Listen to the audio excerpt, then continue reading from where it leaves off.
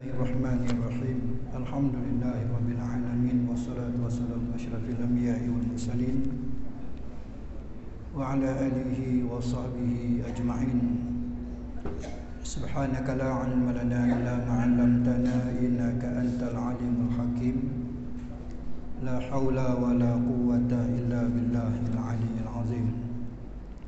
Subhanaka la 'ilma lana illa ma 'allamtana innaka antal alimul hakim. La haula wa la quwwata illa billahil aliyyil azim. Allahumma 'allimni ma jahiltu wa zakkirni ma nasitu. Alhamdulillah, malam ni dapat lagi kita sambung pada hari Selasa baru ni, selang sehari. Jadi kita tak nak memanjangkan masa, kita tengok muka surah 14. Muka surah 14 baris yang ke-6 daripada atas, ujung sekali dalam kurungan. Qala muallif Syekh Abu Abdullah Husin Nasir bin Muhammad Thayyib Al-Mas'udi Al-Banjari rahimahullahu ta'ala wa nafa'ana bi'ulumihi fid darain, amin ya rabbal alamin. Ini termasuk daripada 21 perkara yang menyebabkan sembahyang seseorang itu batal setelah dia masuk dalam sembahyang dengan sah, bermula dengan takbir. Maka boleh terjadi salah satu daripada 21 perkara itu menyebabkan sembahyang dia itu terbatal. Baik, ketiganya, kedatangan hadas kecil atau hadas besar di tengah sembahyang. Tiba-tiba datang hadas kecil, ni terbatal lah air sembahyang, tengah sembahyang. Perkara yang membatalkan hadas kecil tu kita sedia maklum dah. Lepas mengaji dulu kan, 4 perkara. Keluar salah satu daripada 2 jalan kubul, depan, dubur, belakang, melainkan maninya yang mula-mula keluar, maka itu tidak membatalkan wuduk, tetapi mewajibkan yang lebih besar, iaitu mandi. Itu yang kalau keluar mani semata-mata, dimulai dengan mani. Tapi kalau keluar dengan mazi, batal lah, sebab mazi itu perkara yang membatalkan wuduk. Itu najis, mazi. Istintak, sedap-sedap tu dia keluar dulu. Tu jadi tu salah satu daripada perkara kadang-kadang dalam sembahyang tu terasa keluar. Kentut baik ataupun kod depan, angin keluar kod pihak kubul, tak kira lelaki atau perempuan, kod depan, kemaluan depan keluar angin, itu batal dalam sembahyang. Luar sembahyang pun batal lah, mana wuduk tu terbatal, tak boleh nak sembahyang. Ni tengah sembahyang keluar, tak sedar kan, kadang-kadang duk rokok ke, duk sujud ke, terkeluar dia, itu batal lah tu. Perkara yang membatalkan sembahyang tu ada kecil atau besar, ada besar. Tengok sembahyang tu, ini boleh terjadi terutama sekali perempuan. Cukup tempoh masa bulan dia. Tengok sembahyang, tiba-tiba terasa keluar. Kan? Itu ada besar. Tengok sembahyang tu, dah sah dengan takbir. Itu tengah telek tu perempuan tu, perempuan kadang-kadang dia kena tengok baik. Dia sembahyang pukul berapa? Kalau katalah waktu zuhur dia sembahyang waktu zuhur, sembahyang 4 rakaat. Agak-agak berapa minit kalau sembahyang yang ringkas sederhana, tak terlalu panjang, berapa minit meluluskan, menyempurnakan sembahyang 4 rakaat? Berapa minit daripada orang? Kalau termasuk yang sunat-sunat tu tak baca pun sah. Itu kata sembahyang yang ringan, yang ringkas. Ada sampai 5 minit lebih kurang. Kalau tak sampai, katalah lebih kurang, maka ketika itu masuk waktu zuhur dah. Zuhur ke asar tak kira dah.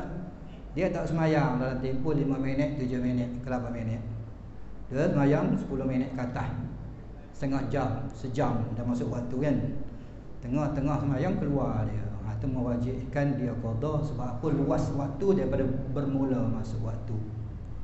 Kecuali dia ambil wuduk awal lagi dah sebelum masuk waktu tu, bagi mereka yang tidak bermasalah, yang tak dipanggil sahibud darurah, bukan sebab air kencing tidak bisa keluar, bukan sebab istihadah, darah yang keluar daripada perempuan, ya, daripada darah haid lebih daripada sebanyak-banyak haid, lebih daripada sebanyak-banyak nifas keluar, ya. Yang tu mewajibkan ambil wuduk masuk waktu.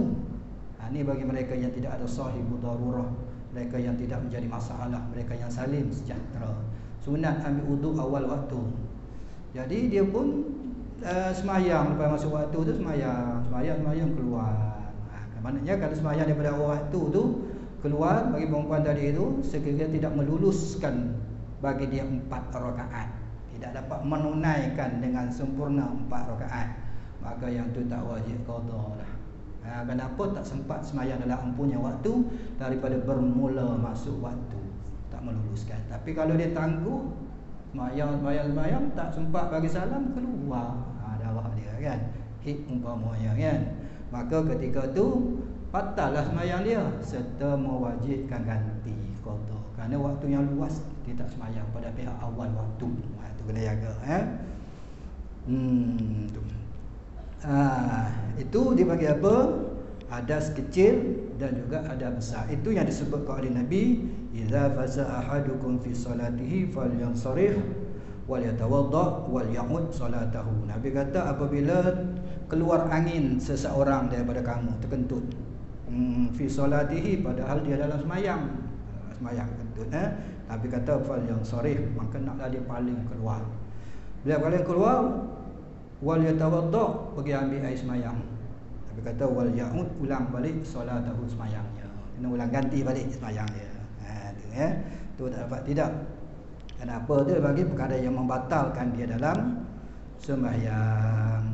Dia kalau itu tak apa, sembahyang sendiri. Kalau untuk imam, untuk imam, dia sembahyang, ni disebut oleh para ulama di dalam kitab-kitab fiqh mereka, para fuqaha sebut dalam kitab fiqh mereka. Tok imam sembahyang, dia tak teringat yang dia tu mandi hadas besar. Tak tahu siapa malam tu dia projek. Projek, kan? Ya, dia tak teringat tu, kena pula subuh Jumaat lah kita kata, tak kira lah subuh bila pun subuh Jumaat, kan? Jadi dia tak teringat, dia pergi ambil wuduk terus, ya, dia jadi tok imam sembahyang pula tu, surah apa tu, baca surah sejadah, kan? Habis bagi salam tu baru dia teringat, no. Allah tepuk dahi. Kan? Tak teringat. Tak mandi lagi, ataupun ada sengkau dia ambil wuduk tu, rupanya tak ambil lagi, tak kira ada kecil ada besar tu. Kalau dalam sembahyang dia tentu dia kena berhenti.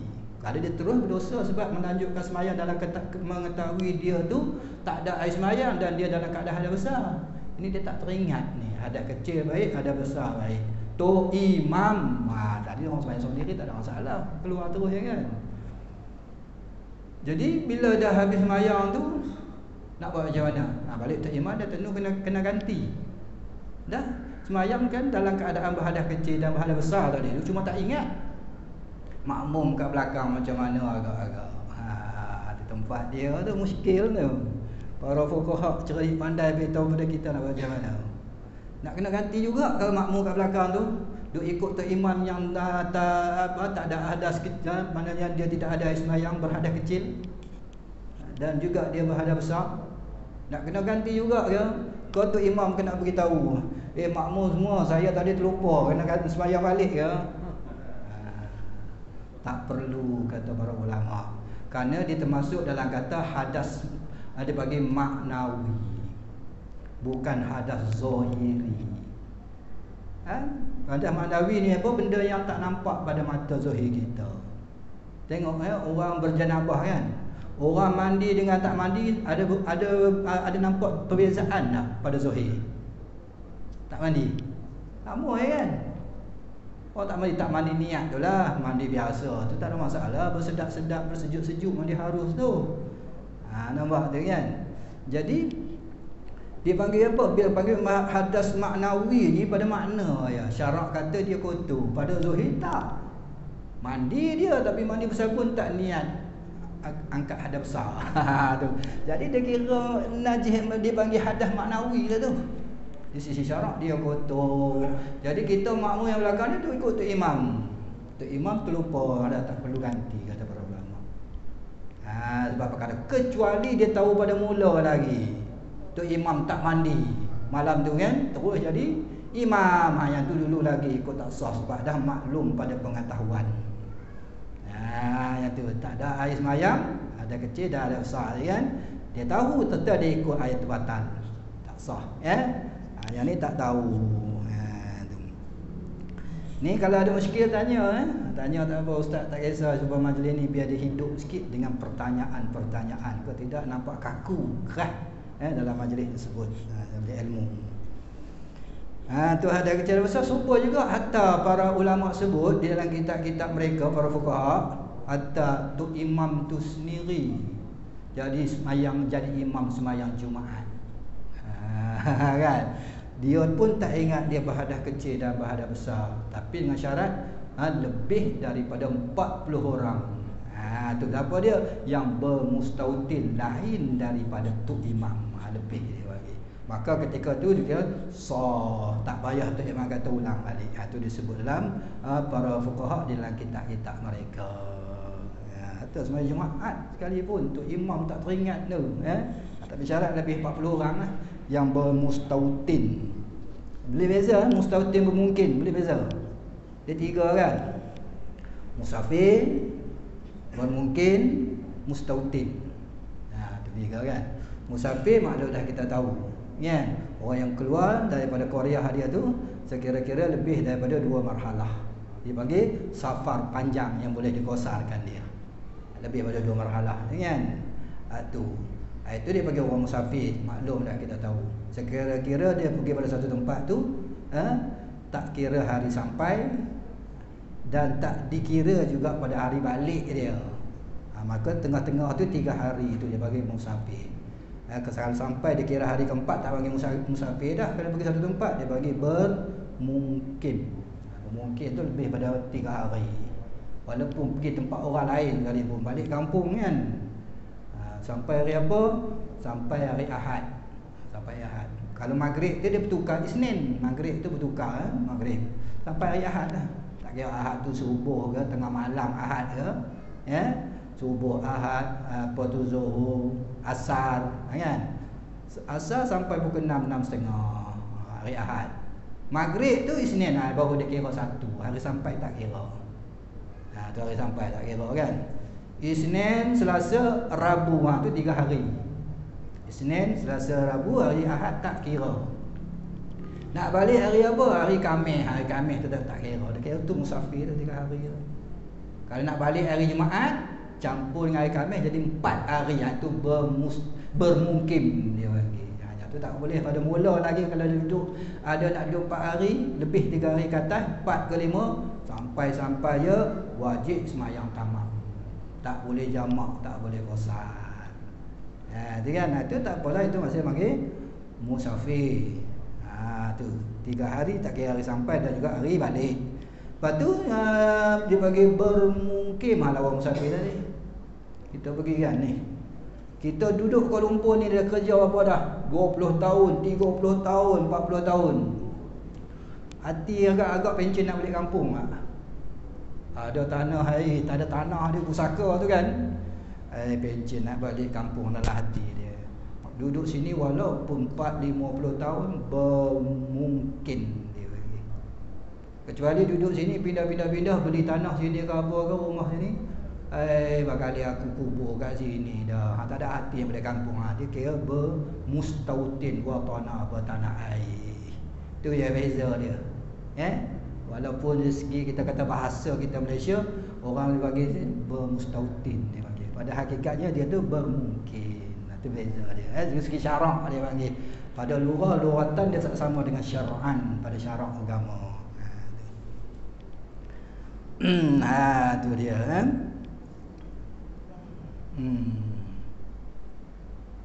Ada kecil ada besar habis di situ.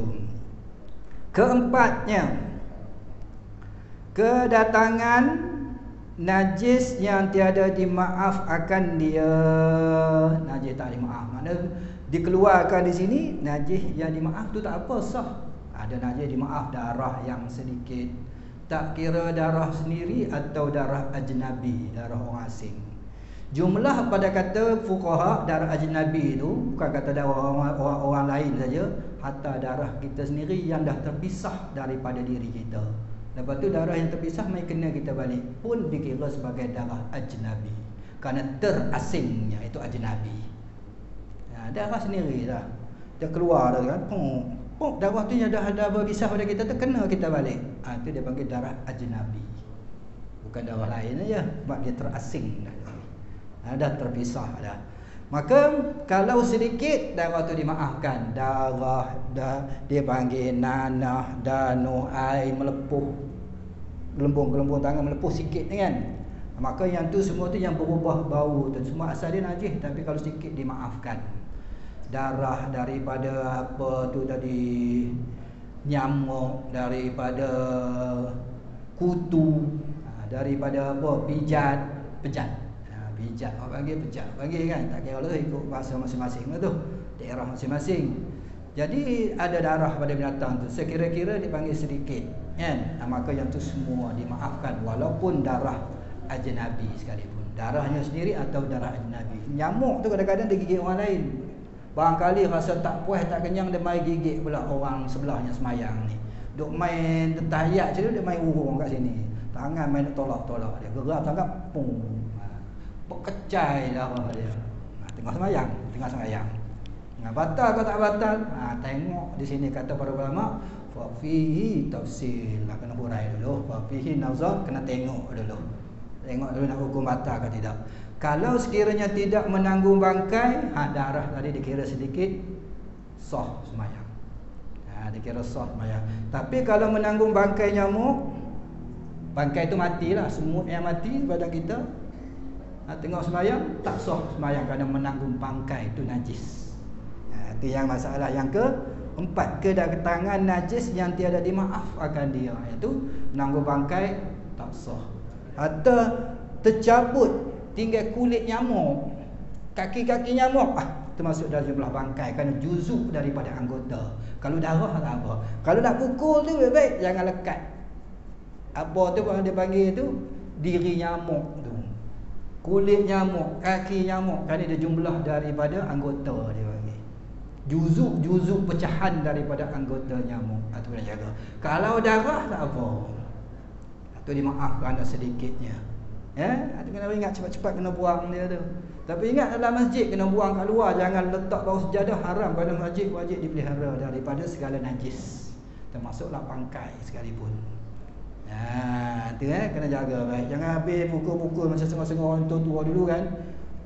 Sambil duduk tunggu orang mengajar tu, ataupun tak mengajar pun, antara maghrib dengan isyak nak tunggu isyak, lepak kat belakang, nyamuk banyak lepuk letak bawah sejadah. Lepas tu tinggal macam tu aja balik. Haram perbuatan tersebut, kerana mencemari kesucian masjid. Lepas tu kalau orang nampak najis dalam masjid, wajib dia kena buang. Kalau orang ramai, fardu kifayah, salah seorang kena buang. Kalau dia seorang, wajib fardu ain, kerana tidak boleh membiarkan najis di dalam masjid. Itu najis Jadi jumlah pada kata najis tu bagai-bagai lah, bagai-bagai najis lagi tu. Apa dia jumlah pada kata najis? Kata para ulama, sebahagiannya termasuklah Syekh Ibn Hajar, Syekh Romli, di kalangan para mujtahidin dalam mazhab kita Syafi'i, tali yang bergantung pada seseorang semayang. Dia nak bagi tahu bab masalah batal semayang menanggung najis.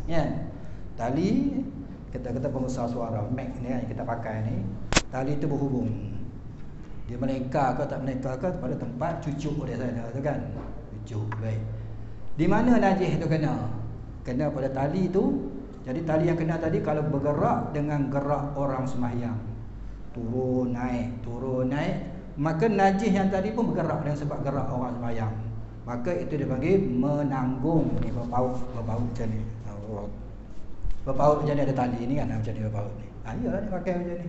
Atau mana letak sini ke letak sini, tapi ada tali sampai cucuk dia tu kan.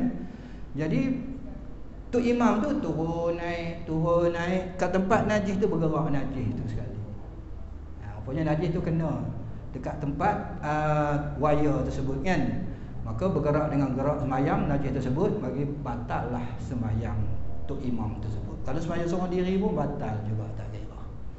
Melainkan kalau tidak bergerak dengan gerak orang sembahyang, dia berlengkar kat sana, yang bergerak kat sini, yang kat sana tu kena najis, itu tidak membatalkan kerana dia tidak bergerak dengan sebab bergeraknya orang sembahyang. Itu yang disebut oleh kaul yang muktamad, yang asah dalam mazhab kita Syafi'i. Kesalahan kaul yang muqabil bagi asah, menyalahi bagi asah.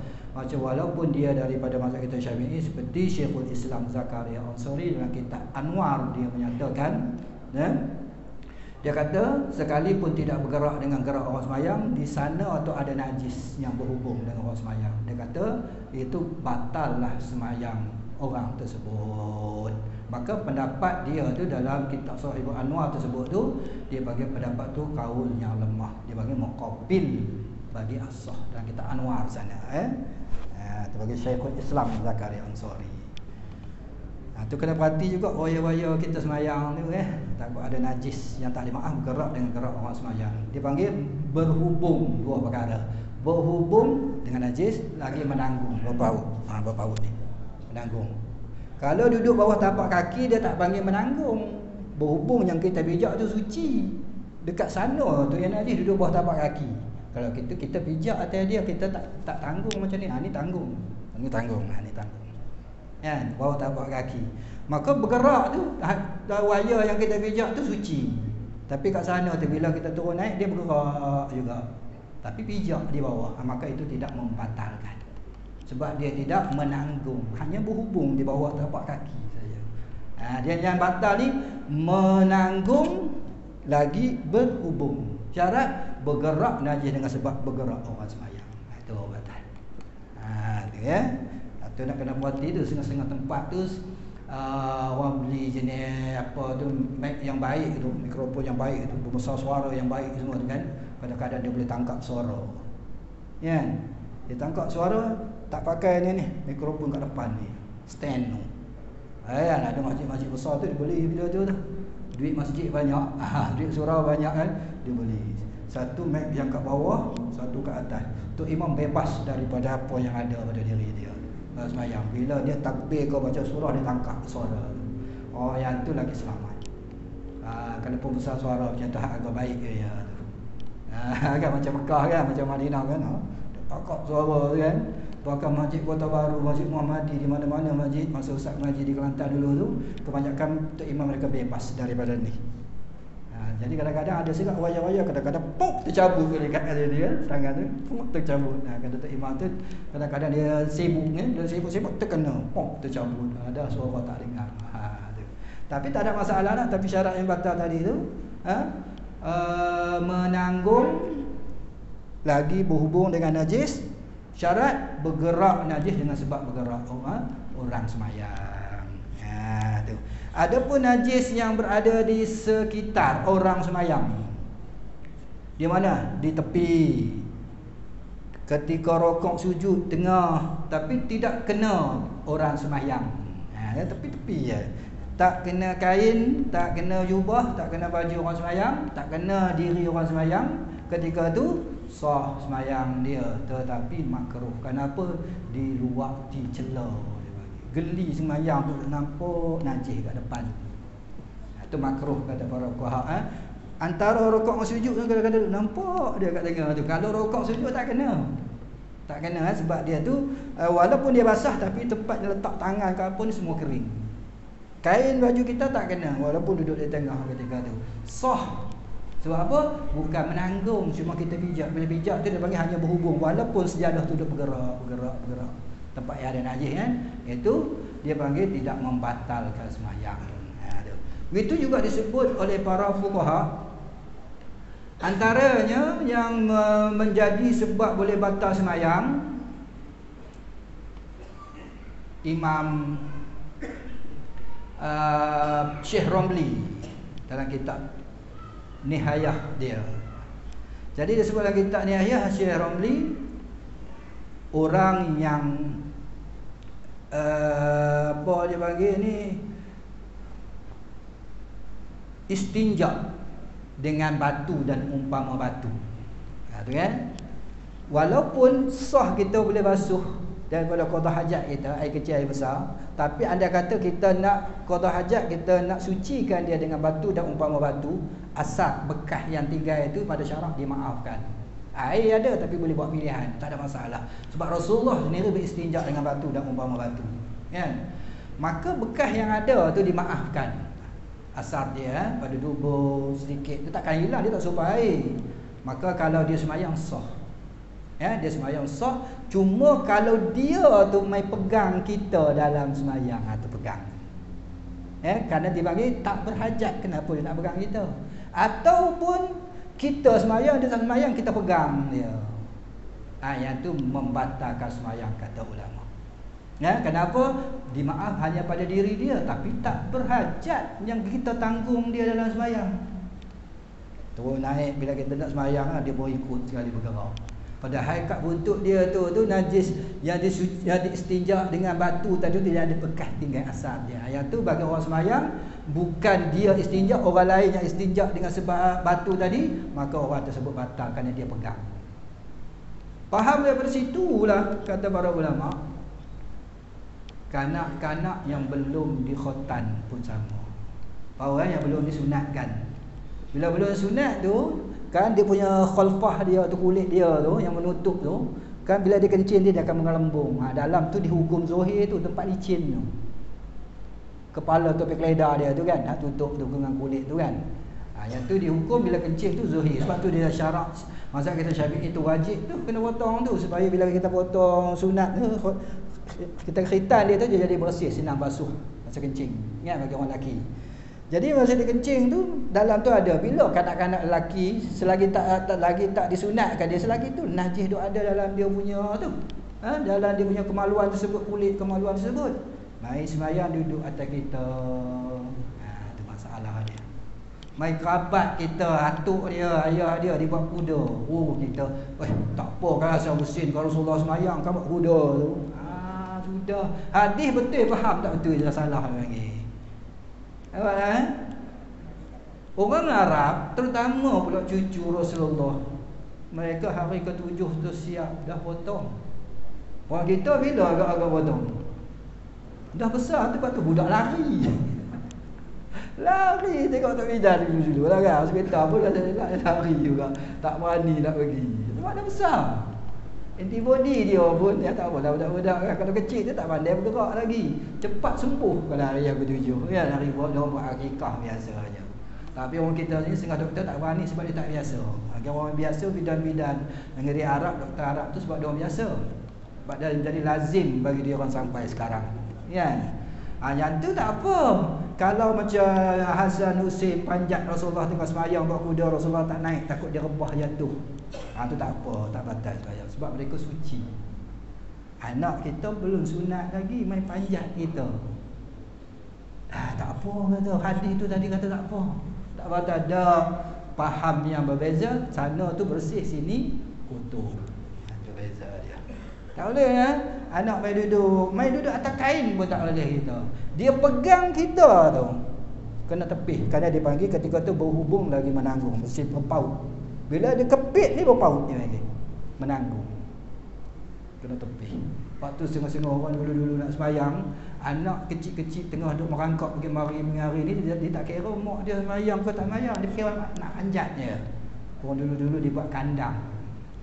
Tujuan masa nak sembahyang orang dulu. Orang kita sekarang tak kisahlah, budak kecil bukan apa pun, apa tu dia mai paut atas kita sembahyang, duduk atas kain telekung. Sedangkan mereka menanggung najis. Najis tak kena, tapi dia tu menanggung najis. Tu membatalkan sembahyang orang yang musalli tadi. Kita kena jaga tu perkara tu. Begitu juga kata ulama, masalah orang yang menghubung diri mereka tu tulang kan, tulang dia, maka dia ada tulang dia patah ke macam mana, boleh dihubung, ambil tulang yang lain, ambil tulang lain, doktor pakar ni ambil tulang lain.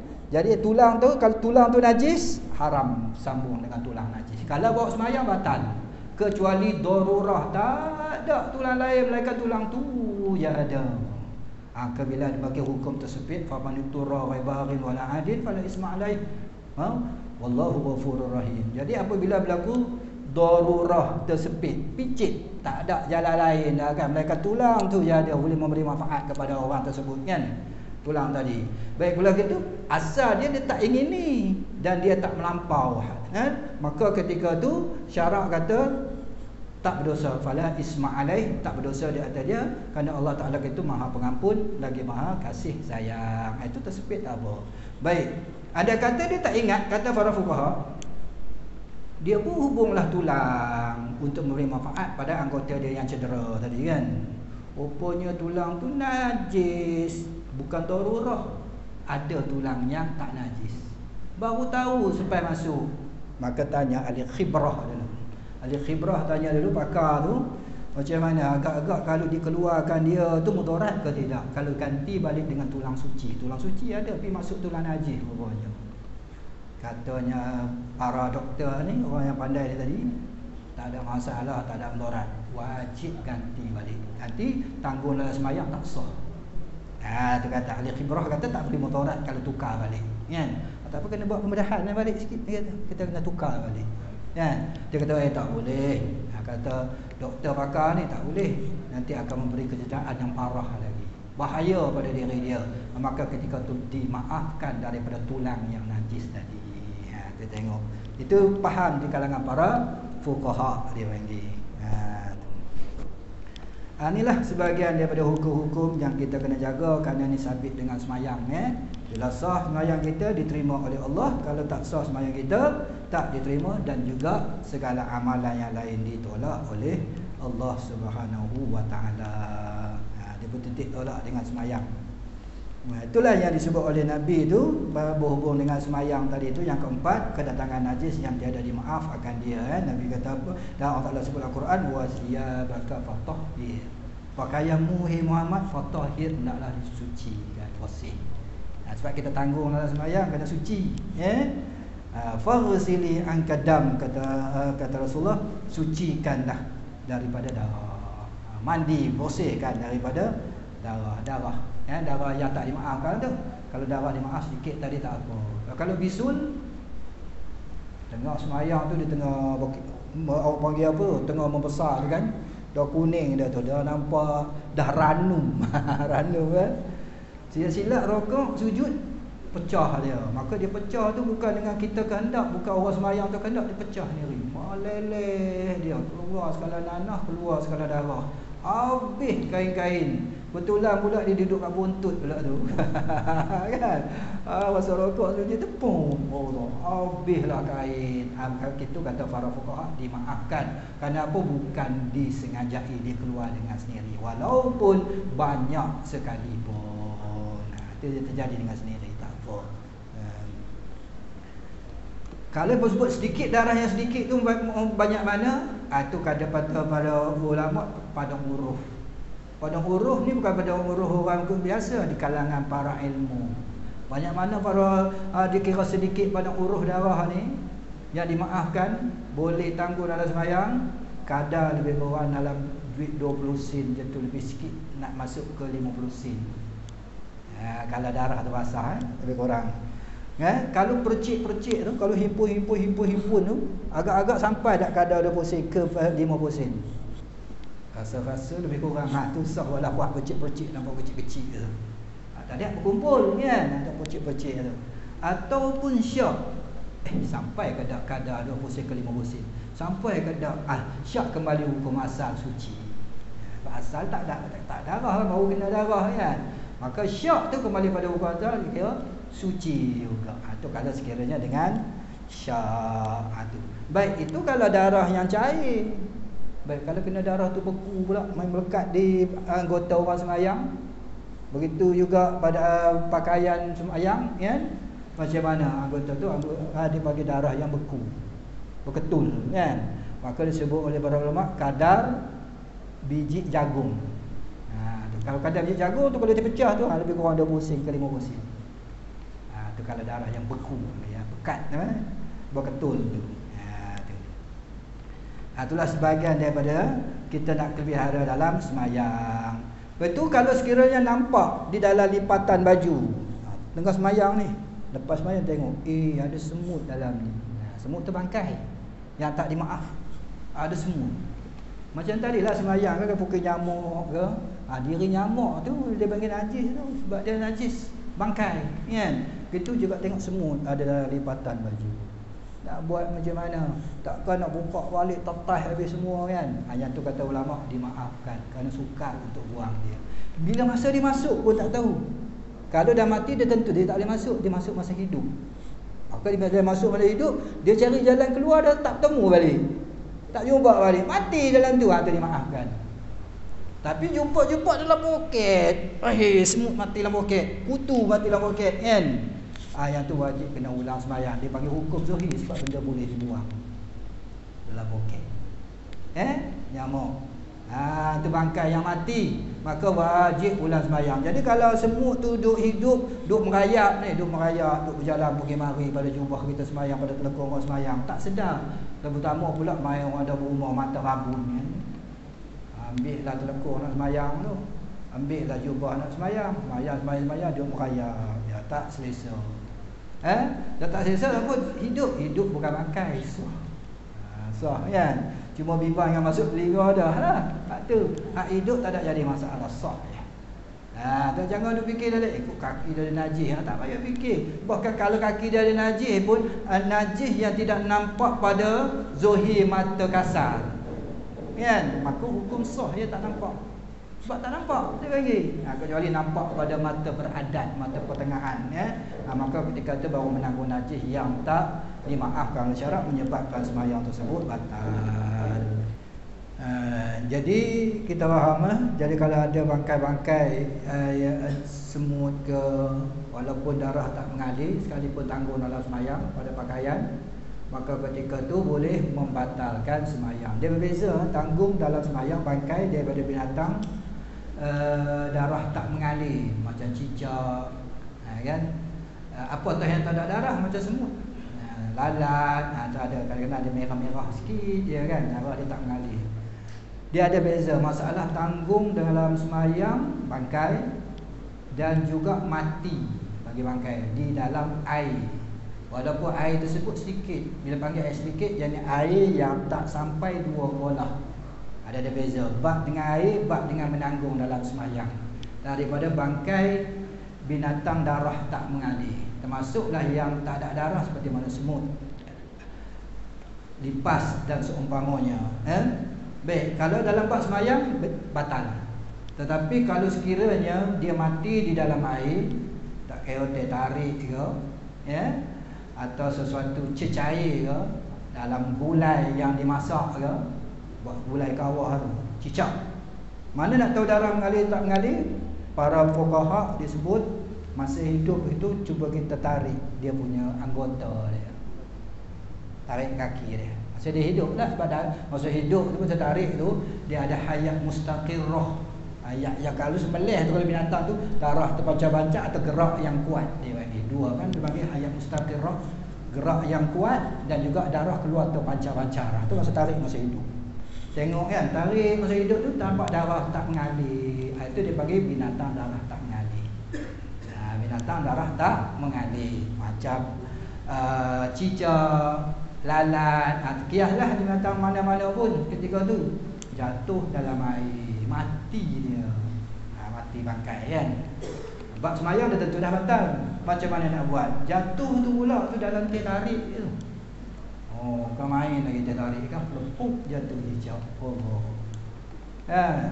Tak kira lah dalam bekas jam ke besar ataupun dalam cawan, mati jatuh ketika tu.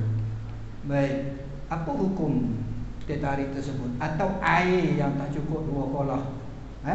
Kalau 2 kolah tak apa, dia panggil kuat, dia kira sebagai air yang banyak kan. Begitu juga dalam gulai yang kita masak, kuah-kuah yang kita masak, atau kita panggil gulai kawah tu punya buat besar tu kan, kambing, daging dalam tu kan, lembu umpamanya kan, jatuh cicak kok, jatuh dalam tengah ada masak, cari-cari tak jumpa dah dia. Mana pergi? Rupanya dah lagi 1 juzuk daripada kambing dan juga lembu. Siapa dapat tak tahulah, sikit lagi. Tidak kita tahu, kata fuqaha dalam kitab bata apa tu, Furuq Masail. Orang masail sebab kita kena ambil semua rujukan para ulama, tak boleh kata pada pandangan saya kita tak sampai mustahil kena kembali kepada para ulama fuqaha semua.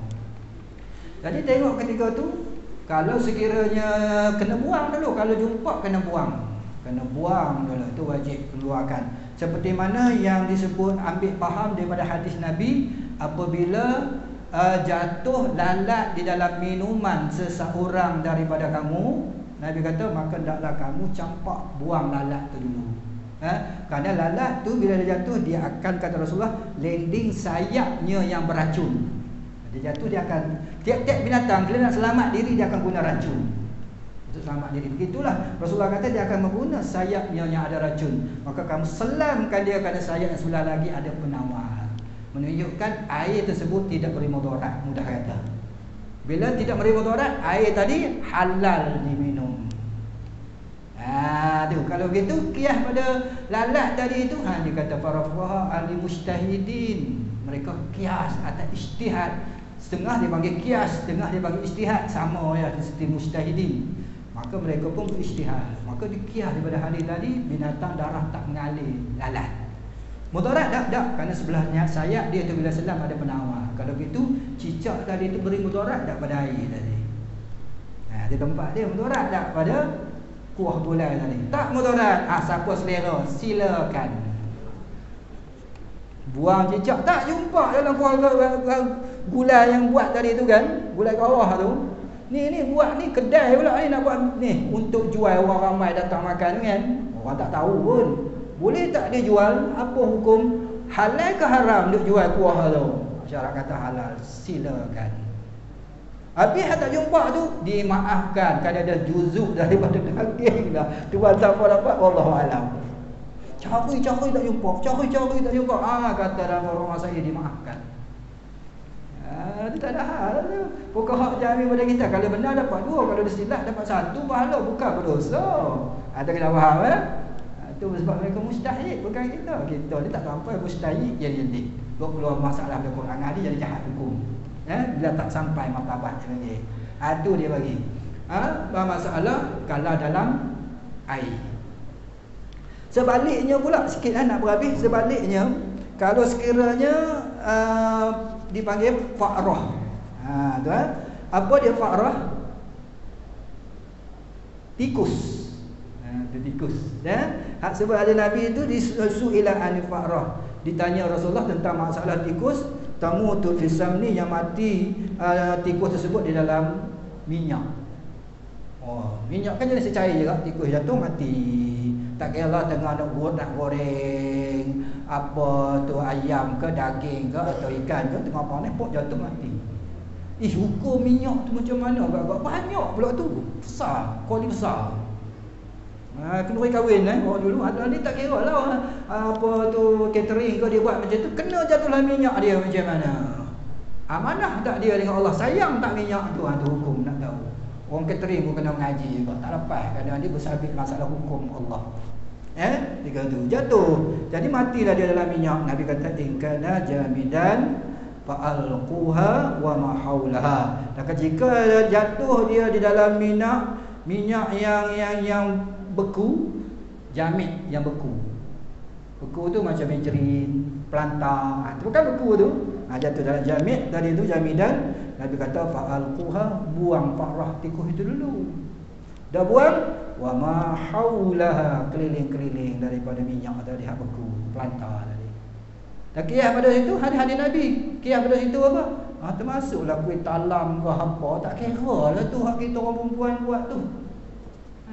Tu jatuh tu, macam mana nak bagi ke orang ni? Kalau kuih talam tu jenis macam pelantar tu, buang cicak, buang tikus.